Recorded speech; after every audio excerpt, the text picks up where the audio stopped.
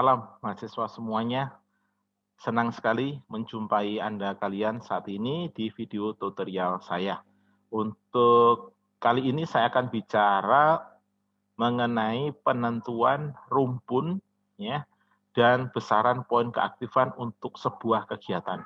Ada banyak pertanyaan melalui email ataupun WA saya mengenai bagaimana Pak caranya menentukan besaran poin untuk sebuah kegiatan. Besaran poin dan rumpun ya. Baik, sebenarnya ini semua sudah ada di dokumen student guide ya, tetapi oke, enggak apa-apa lah ya. Saya akan membantu kalian untuk menjelaskan. Mungkin kalian buka-buka masih bingung ya. Oke, saya bantu untuk menjelaskan.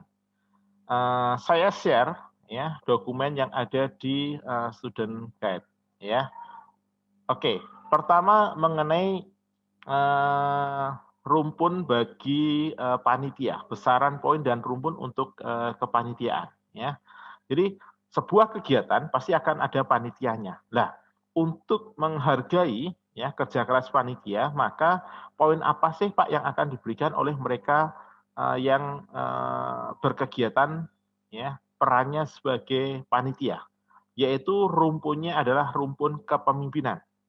Cuma satu Pak, iya standarnya satu. Ya, yang saya maksud dengan standar itu adalah kegiatan yang durasinya itu minimal 6 jam, ya, minimal 3 sesi, ya, minimal 1 hari, ya, itu standarnya untuk sebuah kegiatan.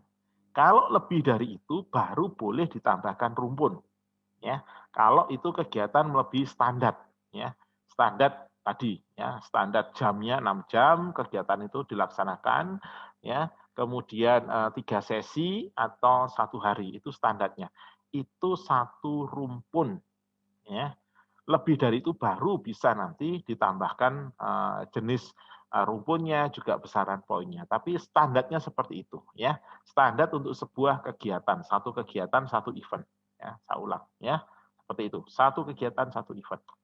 Oke. Pertanyaannya untuk panitia dapat apa? Dapat rumpun kepemimpinan ya, satu rumpun karena itu standarnya satu kegiatan.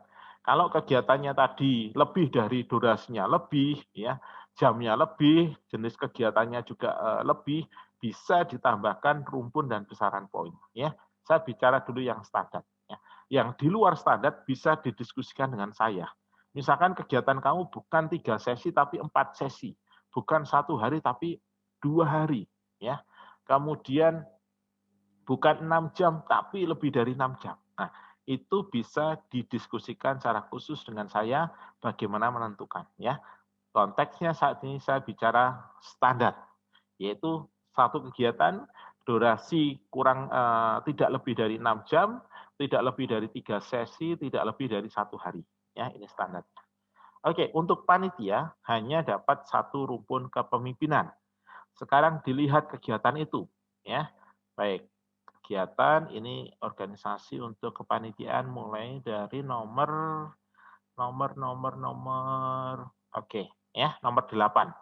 Ya, oke. Mulai dari nomor 8. Misalkan itu kepanitiaan di lingkup BEMU, BPMU, Lembaga Internal Universitas, ya. Nah, kalau lingkupnya universitas, maka poin ketua dapat 7, ini lihat, ya, 7, yang saya kasih warna kuning, dapat poin 7, kemudian sekretaris bendara dapat 6 poinnya, koordinator SI dapat 5, anggota dapat 4. Ya, oke, bisa dipahami, ini standarnya, ya, ini standarnya seperti itu, ya. Dan standar untuk sebuah kepanitiaan itu harus ada ketua, sekretaris bendara, koordinator SI, dan anggota. Ya, bisa dipahami? Itu kalau penyelenggaranya adalah lingkup universitas. Ya. Kemudian lingkup HMP 6543. Ya, ketuanya dapat 6, sekretaris bendara dapat 5, koordinator SI dapat 4, anggota dapat 3. Pak, kok tingkat tingkat fakultas kok nggak ada, ya. BPMF biasanya jarang menyelenggarakan kegiatan, ya. Kalaupun mereka menyelenggarakan kegiatan sebagai panitia, maka itu masuk hitungan universitas, naik, ya.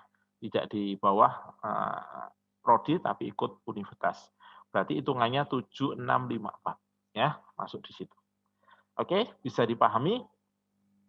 Pak, kalau itu kepanitiaan, ruang lingkupnya UKM. Penyelenggaranya adalah UKM. Bukan HMP, bukan universitas, tapi UKM.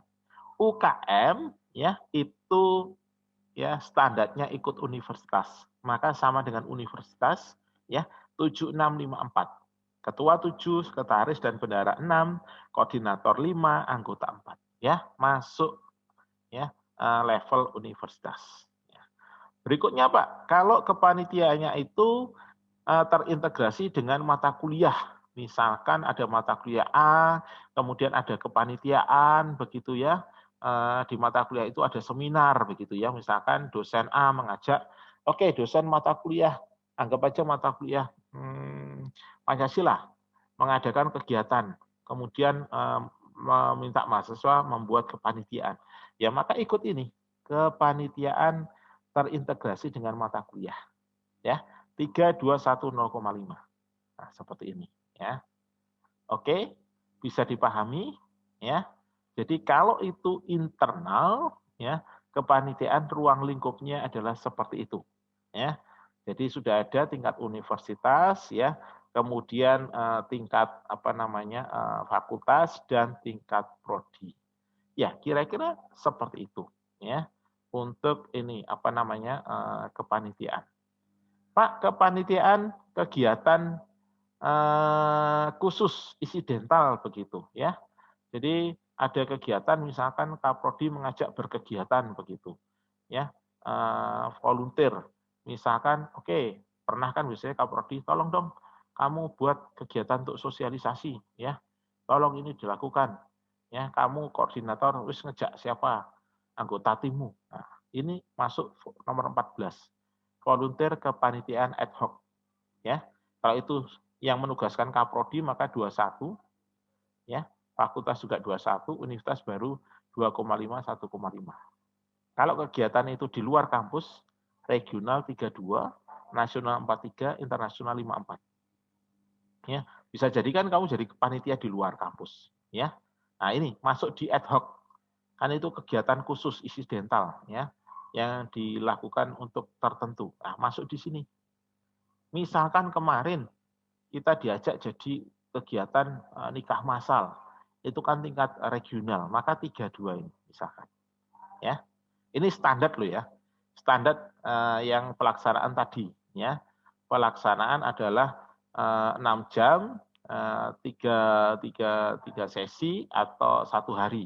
Kalau lebih dari 1 hari, nanti ada penghitungan lagi dan itu silahkan dikonsultasikan ke saya. Ya, oke mahasiswa bisa dipahami ya untuk kepanitiaan seperti itu. Loh Pak, kok pernah ya saya lihat kepanitiaan itu panitia dapat poinnya itu 2. Ya rumpun kepemimpinan, kemudian yang satunya itu rumpun penalaran ya. Jadi seperti peserta. Apakah bisa?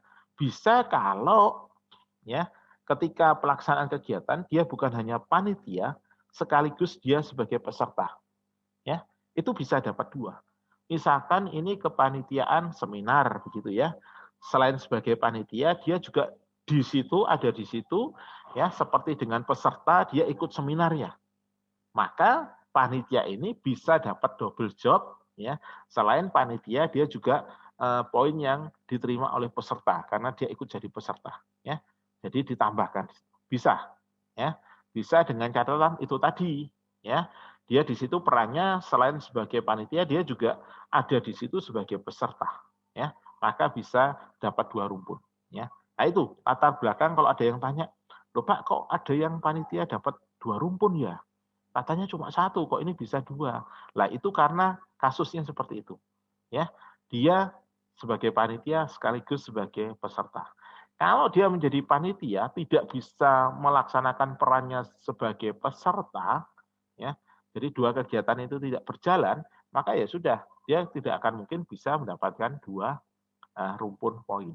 Ya, jadi bisa kalau memang dia bisa menjalankan perannya dua-dua, ya panitia ya peserta, begitu. Ya, oke, bisa dipahami? Oke, itu menentukan rumpun untuk panitia. Sekarang untuk peserta.